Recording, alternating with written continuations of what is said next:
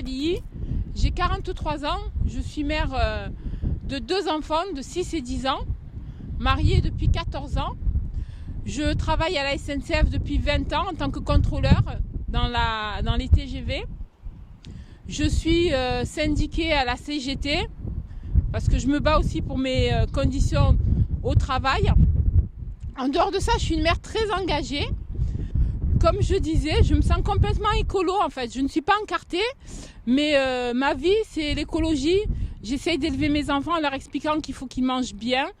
J'essaye de ne pas manger de produits transformés. Donc je fais ma confiture à la maison. Mon mari fait ses biscuits. J'essaye de respecter la nature aussi. J'essaye de ne pas trop consommer. J'essaye d'expliquer à mes enfants que la marque, c'est pas l'essentiel. Quand ils achètent une paire de baskets, c'est pas la marque qu'ils achètent, c'est la paire de baskets. J'essaye de leur expliquer que la simplicité, c'est qu'il n'y a rien de mieux. On peut profiter de la vie sans avoir de l'argent. On peut aller pique-niquer en famille, tous ensemble, et apprécier le moment. Donc j'ai vraiment l'impression que je suis écolo dans l'âme. Après, j'ai aujourd'hui une histoire avec le parti, parce que ce sont eux qui m'ont accueilli et qui m'ont permis aujourd'hui d'être en tête de liste du 15-16. Ils m'ont permis de faire la liste que je voulais. C'est moi qui ai choisi les personnes, donc je leur en remercie. Et vraiment, aujourd'hui, j'ai une histoire avec le parti, mais j'ai aussi une histoire avec tous mes coalitiers qui s'engagent complètement et qui malgré le fait qu'ils me connaissent depuis peu de temps, me poussent pour que nous y arrivons tous ensemble. Donc vraiment, je remercie tous mes coalitiers certains sont là, d'autres ne le sont pas. Ils sont encore sur le terrain en train de tracter, en train de convaincre, en train d'expliquer que la politique, ce ne sont pas que des belles promesses, mais c'est réellement des actes. Aujourd'hui, il n'y a que l'argent qui compte. On réduit l'effectif dans les hôpitaux, on réduit l'effectif dans les écoles et on ne pense plus à l'humain. Alors que l'humain doit avoir sa première place. L'humain, c'est ce qui devrait compter. Bonjour à tous, je m'appelle Sarah Swalihi, j'ai 27 ans, je suis doctorante en droit et chargée d'enseignement à la faculté d'Aix-Marseille. Je suis aussi responsable associative, je m'occupe de la réinsertion des jeunes issus des quartiers populaires et des zones rurales. Aujourd'hui, on se retrouve dans le 15e et 16e arrondissement de Marseille pour les élections municipales des 15 et 22 mars prochains. Je soutiens la candidature de Chahidati Swalihi, qui est une société civile et qui se présente pour Debout Marseille d'Europe Écologie Les Verts. Alors pourquoi Europe Écologie Les Verts? Puisque l'écologie aujourd'hui touche tous les pans de la société, que ce soit l'école, la pollution, la santé. Aujourd'hui, sans environnement, sans bien-être de l'environnement, on n'aura plus pour nos enfants un espace de vie sain. Non seulement à l'école, on voit aujourd'hui que beaucoup d'écoles sont polluées, mais aussi par rapport à ce que l'on mange tous les jours dans nos assiettes. Je soutiens aussi Chahidati Swalihi parce que c'est une société civile qui parle avec son cœur, qui ne fait pas de fausses promesses, qui a vraiment un engagement citoyen avant d'être politique. C'est la première fois qu'elle se présente dans une élection politique et elle le fait avec le cœur. Elle n'est pas comme tous ces politiciens qui vous promettent des choses. Elle promet ce qu'elle peut mettre en avant et ce qu'elle peut accomplir pendant son mandat. On est plusieurs colistiers à être avec elle. Moi, je suis aussi avec elle en 3e position pour essayer de la pousser et faire en sorte que demain, elle soit la maire des 15e et 16e arrondissements. Donc, je vous demande à tous de voter pour elle dimanche 15 mars au premier tour dans tout le 15e et 16e arrondissement. Merci. Je ne promettrai rien d'impossible. La seule chose à laquelle je m'engage, c'est que mes dossiers, je les bosserai. Et je les bosserai pour de bon.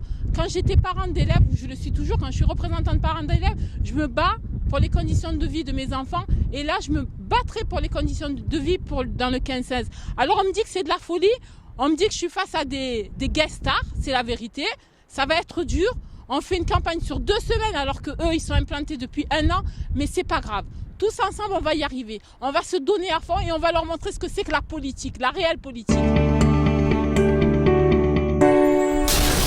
Tous derrière Chahidati Swalihi parce que c'est une femme intègre, engagée et impliquée dans la vie associative et dans la sphère socio-éducative. Et on la soutient de tout notre cœur. On tracte, on fait du porte-à-porte, on fait plein d'opérations coup de poing dans le secteur et dans les territoires pour pouvoir être crédible et apporter notre voix au chapitre et encore une fois, comme je le disais, écrire notre histoire. J'ai pensé à mes enfants, je me suis dit, en fait, donc du coup, jouer avec la terre, c'est dangereux. Boire de l'eau, c'est dangereux. Et il en va de la santé de nos enfants. de me dire que certains enfants, certaines personnes sont peut-être en train de mourir à petit feu parce qu'ils sont pollués par le Chrome 6, c'est juste impensable. C'est pas acceptable. Et de me dire que pour l'instant, on a des associations qui travaillent mais qui ne sont pas entendues, je ne peux pas l'accepter.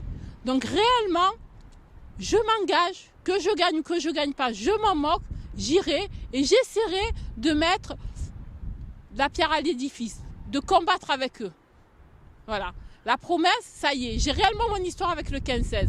Même si je n'y habite pas, mon histoire avec le 15-16, elle s'est faite à partir de il y a une semaine. Et je ne lâcherai pas le morceau.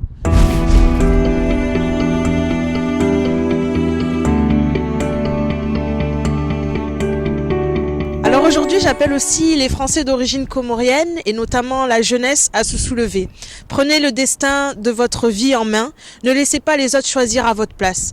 Aujourd'hui, toute élection est importante pour vous.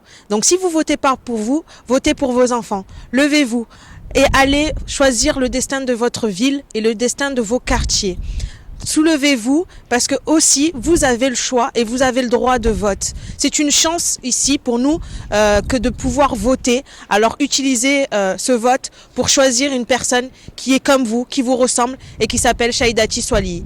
Donc communauté comorienne d'origine française ou autre, africaine, musulmane ou pas, levez-vous et prenez le choix de votre destin.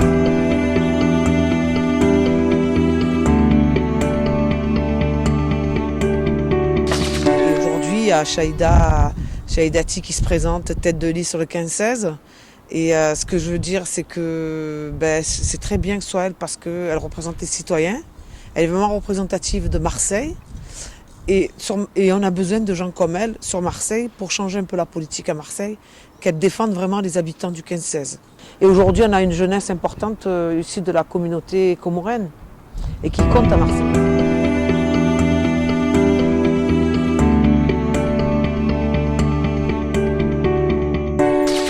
Grand temps de féminiser, de rajeunir et de métisser la politique. Shaïdati a toutes les compétences pour être une bonne élue.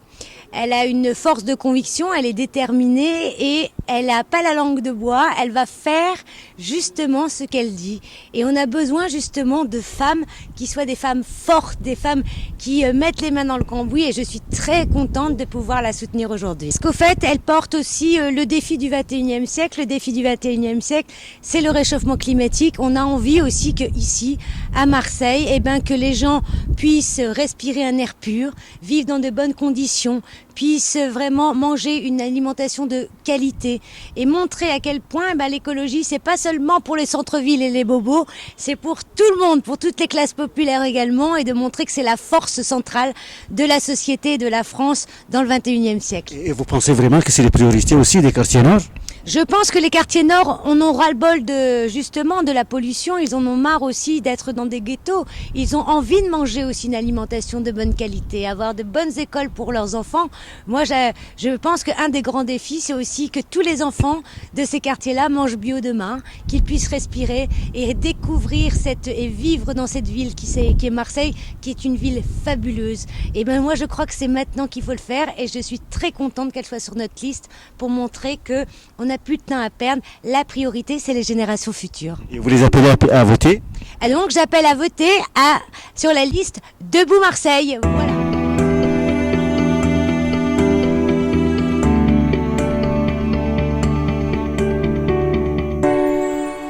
Nous, personnellement, je fais depuis il y a 30 ans, je milite dans tous les quartiers. Il y a beaucoup de politiques qui viennent juste pendant les élections. Nous sommes depuis il y a 30 ans sur le terrain. Donc la seule chose qu'on fait, c'est un passage, les municipales. Mais ce passage, c'est pour continuer à faire ce qu'on fait toujours, faire de l'écologie pour tous les gens qui sont autour de Marseille, pour tout le monde. De l'écologie, mais pourquoi Shaïda ? Pourquoi Shaïda ? C'est magnifique la question que vous posez parce qu'enfin, on fait de la vraie politique. La vraie politique, ce doit être des gens qui viennent d'en bas et des gens qui sont entourés de scientifiques, des experts comme moi-même. J'ai un bac plus 10, j'ai fait plein de choses, j'ai plus de 3600 articles de presse, mais moi ça m'a fait un plaisir énorme qu'il y a des gens qui montent, et ces gens qui montent, qui ne sont pas formatés comme nous, les scientifiques, ou comme nous, certains politiques. Quand on n'est pas formaté, on est plus près des mères, des parents, on n'est plus près de tous ces gens-là. Donc quand la politique enfin donne la place à quelqu'un qui vient d'en bas, une mère de famille, c'est peut-être la politique qui va changer. Parce qu'on est dans un secteur qui est très pollué. Le souci, c'est la pollution de l'air et il y a aussi la pollution de la terre.